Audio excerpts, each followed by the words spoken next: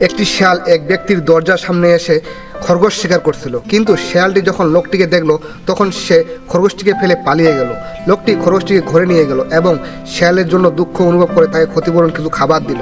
খরগোশটি খুব ভীতু ছিল। সাবধানে সে তার নতুন বাড়িতে আমন্ত্রণ করলো, আর সেই সময় লোকটি তার জন্য একটি খাঁচা এবং খরগোশের ব্যবস্থা করে দিল। ধীরে ধীরে খরগোশটির সাথে লোকটির বন্ধন তৈরি হলো। যখনই সে ডাকতো খরগোশটি দৌড়ে চলে আসতো। মাঝে মাঝে লোকটি খরগোশটির উঠানে গিয়ে খেলতে দিত। অবশ্যই শেয়ালটিও প্রায় দরজার সামনে ফিরে আসতো, আবারও খাবারের আশায়। খরগোশটি দ্রুত বড় হতে লাগলো। সে এতটাই শান্ত স্বভাবের হয়ে উঠল যে লোকটির কোলে শুয়ে থাকতো এবং ঘরের যে কেউ তাকে আদর করতে পারত। সে লোকটির সঙ্গেই খেলতো। লোকটি তার জন্য খেলনা কিনে দিল। প্রতিদিন খরগোশটি অধীর আগ্রহে তার মালিককে স্বাগত জানাতো যখন তিনি বাড়ি ফিরতেন। তবে খরগোশটি দুষ্টামি করতে মাঝে মাঝে লোকটির ফল চুরি করত এবং বিছানায় উপর লাফালাফি করত। সময়ের সাথে সাথে সেই ছোট খরগোশটি এক বিশাল খরগোশে পরিণত হলো।